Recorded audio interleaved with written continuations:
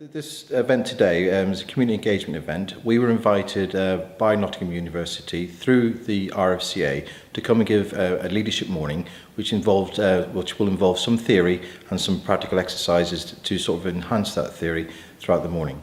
We'll give the students command tasks, which are basically simple things where they have to navigate people and equipment across an area of land, and they have to obviously move all those people and equipment to the far side in a certain time, and obviously in a successful manner. And we're a movement control regiment and a postal courier regiment. Okay, so basically we move people and equipment around the world, and obviously the mail that obviously those individuals would like to receive when they're away on operations. Wait, look at your fingers. You have to keep looking at your fingers. So today is day 3 of Leadership Retreat 1, and it is part of the European Junior Leadership Academy. The European Junior Leadership Academy is a year-long project that identifies some of Europe's most promising student nurse and student midwife leaders. These are people who've demonstrated leadership aptitude. We're going to develop their leadership identity and just support them to develop themselves as leaders. So gosh, it's a roller coaster week. So we started off day 1 just getting to know each other, because of course they're coming from 4 countries: Slovenia, Portugal, Ireland, and of course England.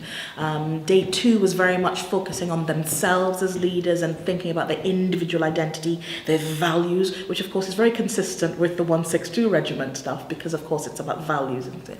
Today the focus is about team building, which is why we were so keen to have the Royal Logistic Corps to come along and do some work, because I know that you guys are all about team building.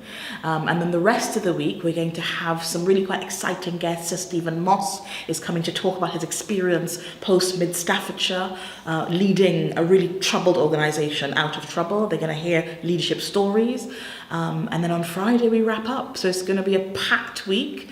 We've done loads so far, still more to come, and then it all happens again in a year's time in Slovenia. So I was really keen to have the students experience stories about leadership from lots of different sectors, lots of different kinds of people, not just nurses, not just midwives. So I specifically wanted someone from the forces to come and talk to my students. And the 162 Regiment has been so engaged from the very start. They're saying, well, what can we do? How would you want to do it? This is what we would normally do. We can adapt it for you. So again, so engaged and so clearly involved and invested in students. So that was something that attracted me to the regiment. They're going to do some stuff around leadership, values, and particularly around forces values, but also they're going to do a lot of work around teamwork, team building, how the students can work in teams, how they resolve issues. So some of the exercises are tasks. I think they're calling them command tasks, and I guess it's about seeing in real time how these groups will work as teams or fail as teams. And I think that'll be really interesting, because we'll have loads of reflection afterwards, lots of discussion about why things went well, why things went wrong, and more importantly, how can our students apply that to a healthcare setting and their own individual leadership journeys. No, not yet. Oh, okay. So now we need to go 1 off. This week's course, I think it's been amazing so far. The main reason why I wanted to come was because in nursing itself, I think leadership is very important.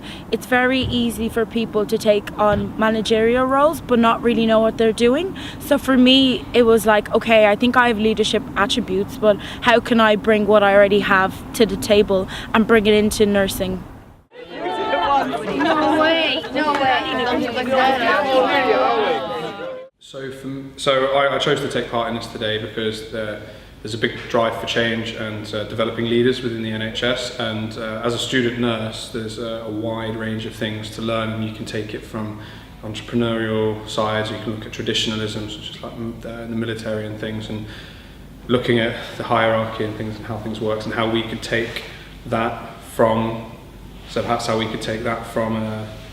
the military and then implement it into our own practice and then develop our own individual leadership styles. That's why I chose to take part.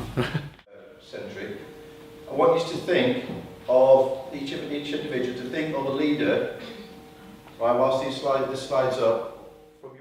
I'm studying adult nursing on the graduate entry programme.